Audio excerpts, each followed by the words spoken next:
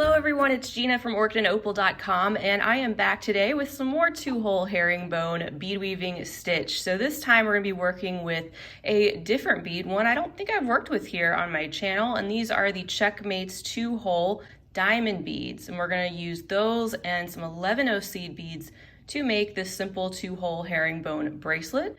And you can also make a necklace to match using the same two beads plus some 8-0 seed beads added in. And that's done very similarly to the Miyuki half Tila herringbone stitch that I've shared before. Not this particular bracelet, but I've shared that stitch in both bracelet and recently a necklace format. So this is just another way to use a different type of bead and do the slim herringbone stitch. And you can see what a beautiful and simple result comes out of that, and these work up actually pretty quick. If you don't have the two-hole diamonds, you can also complete the same stitch using many different types of two-hole beads, so feel free to experiment. You can also use SuperDuos, try it with your quarter or half Tilas, and have a lot of fun with it. I will leave the links and full materials list right down below the video so you can check that out and get the full rundown on everything that I'm going to be using today. So go ahead and gather up your materials and let's jump into this tutorial. All right, let's start out by picking up 3 11-0 seed beads and then pick up 1 diamond bead and pick up 3 more 11-0 seed beads.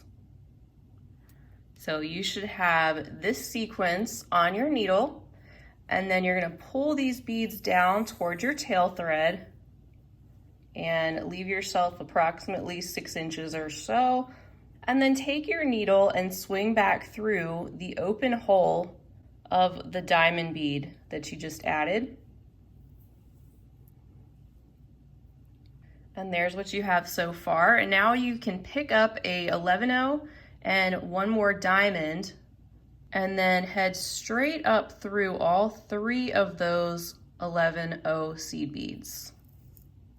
And when you pull that, this is what you should have.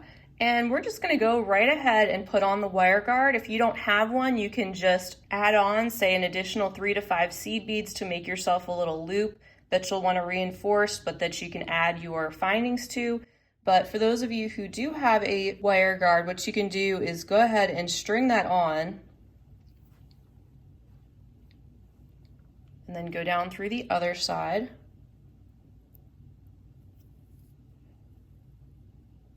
Making sure your thread gets tucked right in there around the wire guard.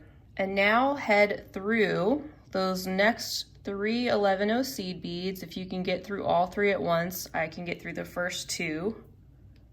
And then I'll go through the third, as well as the next diamond and the next 11-0.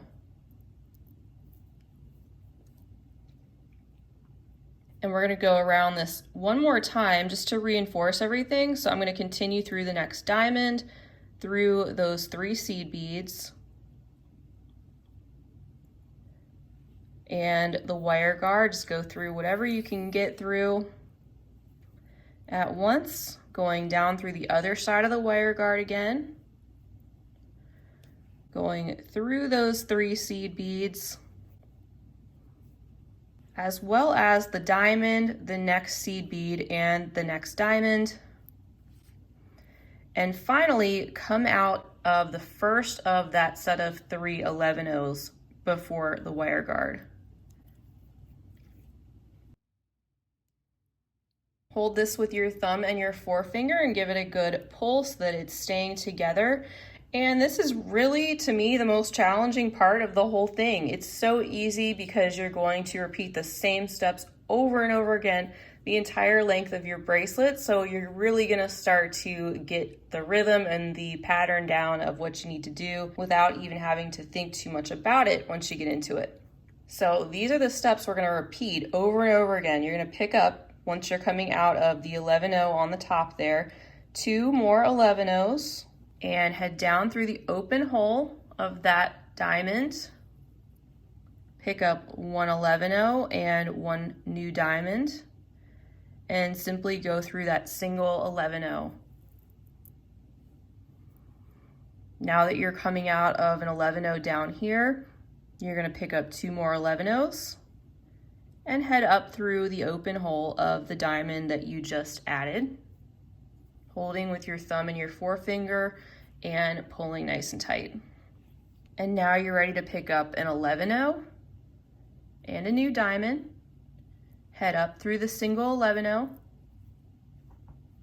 pull, and this is where we repeat again. You see we're coming back out of the top, out of this 11-0 once again. We'll pick up 2 more 11-0s and head down through the open hole of the diamond, pick up an 11-0 and a diamond, and head through the single 11-0, pull, 2 more 11-0s, going through the open hole, 11-0, a new diamond, and up through the single, and pull.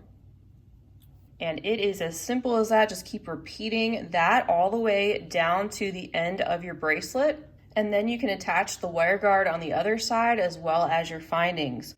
Let me go ahead and attach the other wire guard onto this little sample piece with you guys, and you can see how that's done before we get into the necklace. So I like to finish by just picking up 2 more 11-0s, and I'm gonna go down through the open hole of that diamond.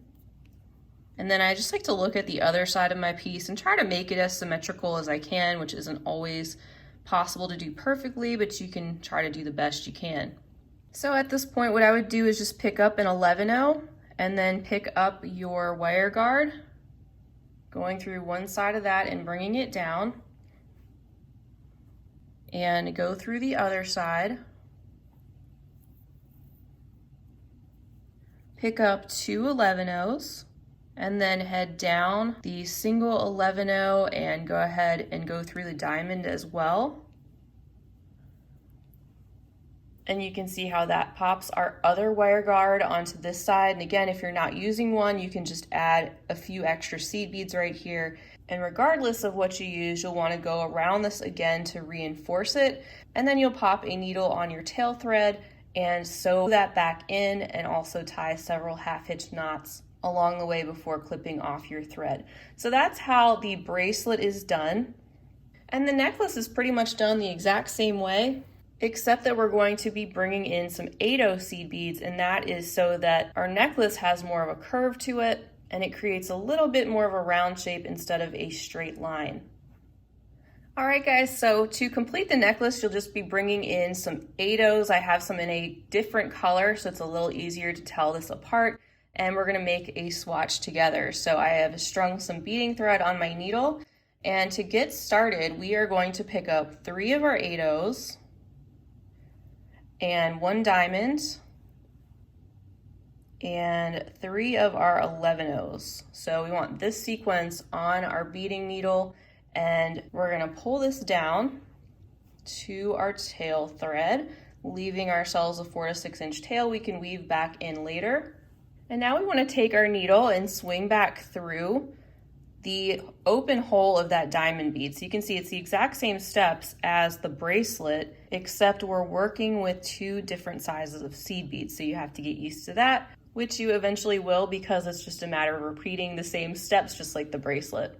Next, you'll want to pick up 1 11-0 and 1 diamond, and then head up through all 3 of these 8-0 seed beads. So that's what you should have so far. And now let's go ahead and pick up one of our wire guards, going through one side and pulling that down. We'll also go through the other side. And this time pick up 1 11-0 and then go through the 3 11-0s that you get to next, either one at a time or a couple at a time.